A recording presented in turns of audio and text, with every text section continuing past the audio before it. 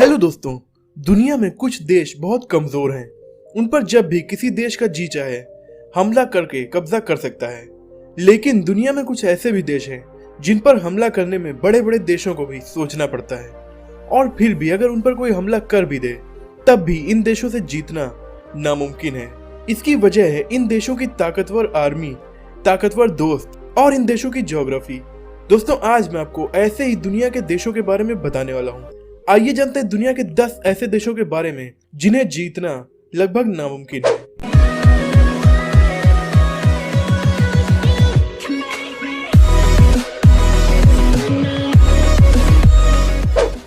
Number 10, Iran. Iran का पूरा नाम है रिपब्लिक ऑफ ईरान।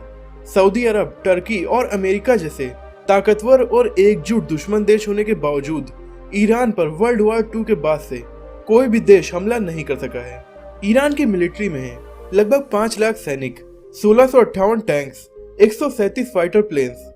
एक बड़े युद्ध में लड़ने और खुद को दुश्मन से बचाने के लिए ये सब काफी है, लेकिन इससे ज्यादा ताकत दूसरे देशों के पास है। तब भी इस देश में घुसना इसके पहाड़ी इलाकों की वजह से काफी मुश्किल है। ईरान की गवर्नमेंट के पास बहुत से अंडरग्राउंड मिलिट्री बेसेस का नेटवर्क है जो ईरान के लगभग हर शहर के 500 मीटर नीचे बना हुआ है। Number 9, Australia. दुनिया के सबसे खूबसूरत देशों में से एक ऑस्ट्रेलिया को भी जीतना नामुमकिन है। कैसे, आइए जानते हैं। इसकी वजह इसकी आर्मी नहीं बल्कि इसकी ज्योग्राफी है।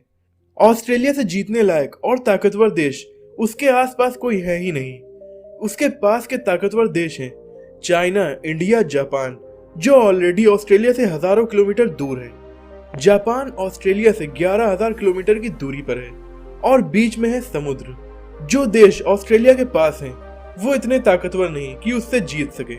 इसके अलावा अगर कोई देश ऑस्ट्रेलिया पर हमला कर भी दे तो वो खुद को ही मुसीबत में डाल लेगा, क्योंकि ऑस्ट्रेलिया की 98% पॉपुलेशन समुद्र के किनारे बने शहरों में ही रहती है और बीच का ऑस्ट्रेलिया एकदम खाली पड़ा है, जो कि हजारों किलोमीटर का रेगिस्तान और जंगलों वाला इलाका है।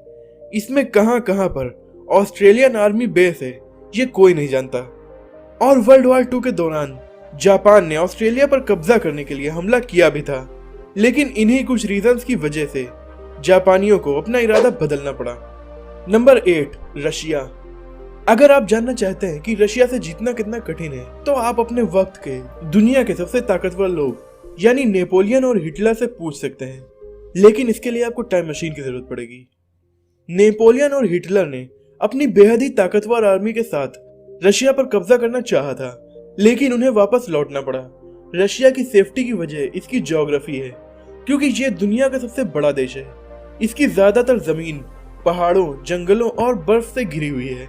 वर्ल्ड वॉर 2 के वक्त नाजियों के रशिया पर हमले के बाद रशियन आर्मी उनसे लड़ी नहीं बल्कि पीछे हटती गई, क्योंकि वो जानती थी कि हिटलर की आर्मी उनके इतने बड़े देश को पार करते हुए जीत नहीं पाएगी, बल्कि इनके बहुत से सैनिक ठंड की वजह से मर जाएंगे और नाजियों को पीछे हटना ही पड़ेगा।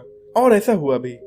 इस वक्त रशिया दुनिया का दूसरा सबसे ताकतवर देश है और दुनिया के सबसे ज्यादा परमाणु हथियार भी रशिया के पास है, इसीलिए इससे जीतना लगभग नामुमकिन है। Number 7, north Korea. दुनिया के सबसे सनकी तानाशाह किम जोंग उन का देश है नॉर्थ कोरिया। इसकी दुश्मनी दुनिया के सबसे ताकतवर देशों से है, फिर भी इस पर कोई भी देश हमला क्यों नहीं करता? इसकी वजह है इस देश का दम। नॉर्थ कोरिया में भी काफी दम है।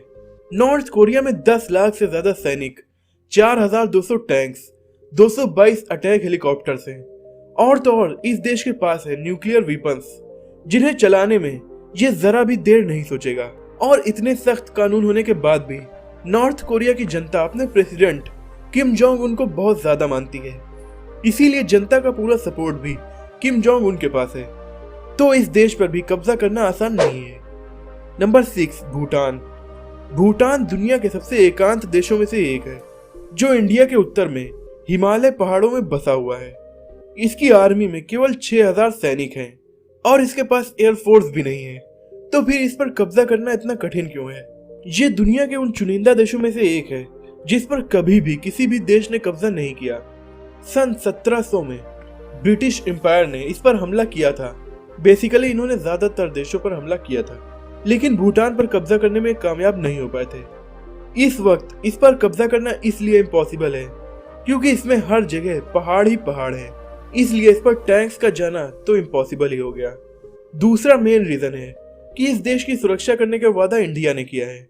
इंडिया भूटान को हथियारों और पैसों की मदद भेजता है, साथ ही भूटान की छोटी सी आर्मी को ट्रेनिंग भी इंडिया ही देता है, और इंडिया दुनिया का चौथा सबसे ताकतवर देश भी है। ऐसे में भूटान पर किसी देश का कब्जा करना इम्पॉसिबल है। Number 5, Israel. इजराइल एक बहुत छोटा सा अरब देश है और अपने आसपास के सभी देशों से इसकी दुश्मनी भी है। फिर भी अब तक इस पर कोई भी देश कब्जा करने में कामयाब क्यों नहीं हो सका। इसकी आर्मी में केवल 1,76,000 सैनिक ही हैं, लेकिन इस देश की हर औरत को कम से कम 2 साल और हर आदमी को कम से कम 3 साल आर्मी में रहना ही पड़ता है। इसीलिए इस देश के हर नागरिक के पास मिलिट्री ट्रेनिंग होती है।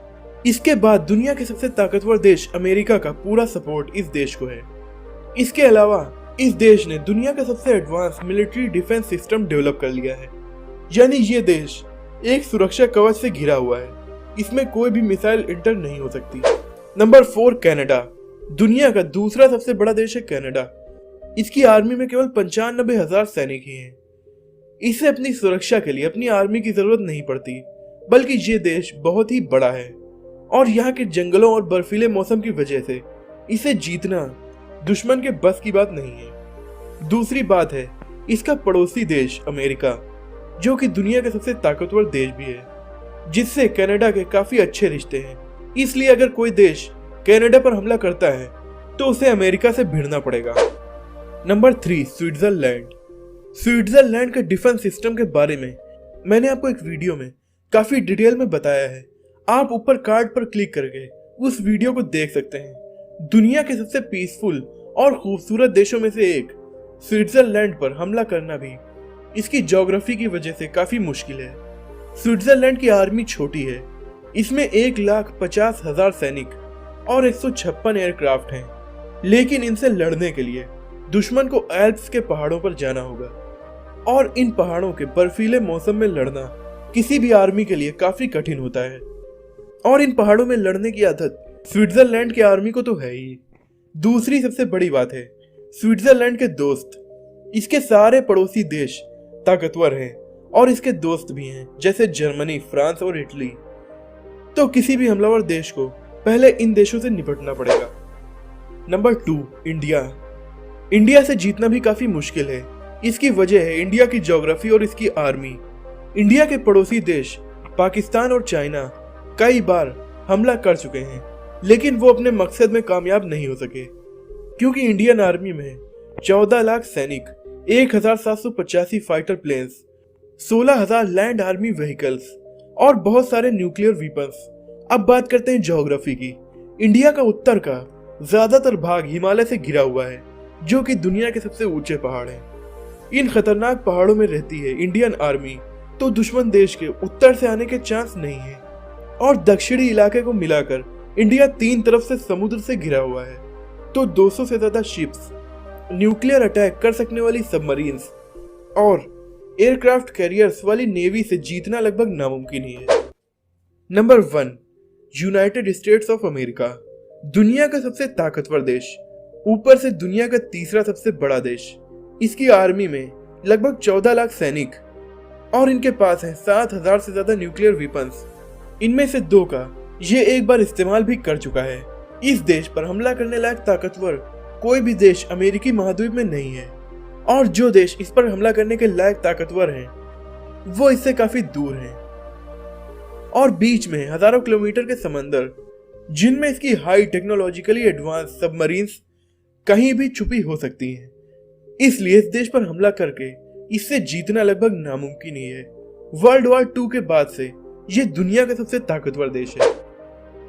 दोस्तों, आज की वीडियो में इतना ही। ये थे दुनिया के टॉप 10 ऐसे देश जिनसे जीतना लगभग नामुमकिन है। आपको ये वीडियो कैसी लगी कमेंट में जरूर बताइएगा। अगर आपको ये वीडियो पसंद आई हो तो इसे लाइक कीजिए और अपने दोस्तों में शेयर कीजिए। ऐसे ही इंटरेस्टिंग और शॉकिंग वीडियोस देखने के लिए हमारे चैनल को सब्सक्राइब करके बेल आइकन को दबा दीजिए। अगली वीडियो में आपसे फिर मुलाकात होगी। तब तक के लिए अपना और अपनों का ख्याल रखिए।